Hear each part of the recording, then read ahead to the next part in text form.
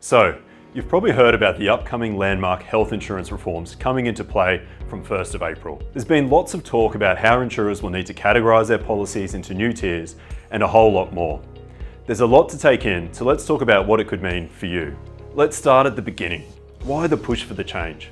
Well, the Australian private health insurance sector has faced a high level of scrutiny over the years, with many Australians concerned about the rising cost of premiums and disheartened by the complexity of the system.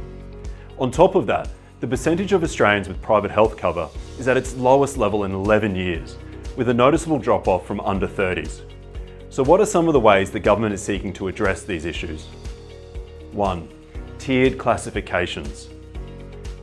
Private hospital products will be categorised based on their level of cover under 4 tiers: basic, bronze, silver and gold.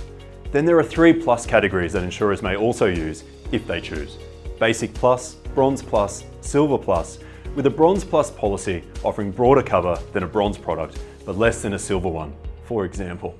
Products must meet certain criteria to be classified. The idea is that consumers will be able to clearly identify where their policy sits. For those looking for a new policy, it may help them choose which tier best meets their needs and narrow their search accordingly. Extras cover will not be classified. Insurers have until 1 April 2020 to introduce these new tiers across their hospital policies. 2. Age-based discounts. Private health insurers have the option to offer discounts on hospital insurance premiums for people aged 18 to 29. These discounts are tiered. People under 25 could receive a discount of up to 10%, or down to 2% for people aged 29.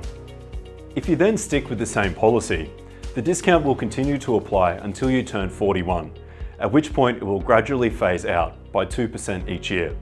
However, it is up to your insurer to choose whether it will provide discounts on a policy, and whether you can maintain your discount if you transfer between products or funds. 3.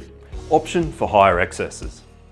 From April 1st, you may be able to choose a higher hospital excess.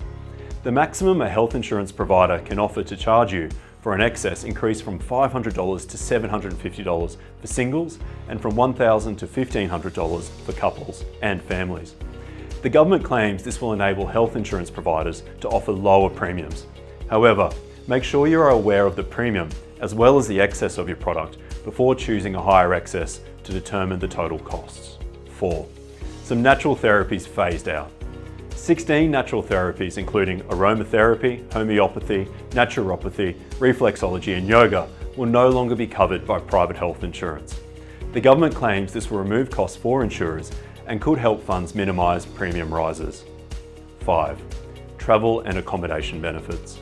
People who live in regional areas may soon have better access to travel and accommodation benefits for hospital treatment under their hospital cover, with the government now allowing insurers to offer these benefits as part of their hospital policies. Once again, it is up to each health insurer to decide whether they offer these benefits to customers.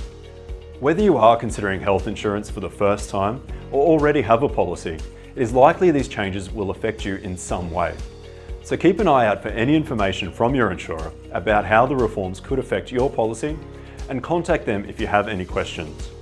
When looking for a new policy, it's a good idea to compare policies to understand what level insurance may suit your needs. Visit canstar.com.au for more information about the health insurance reforms.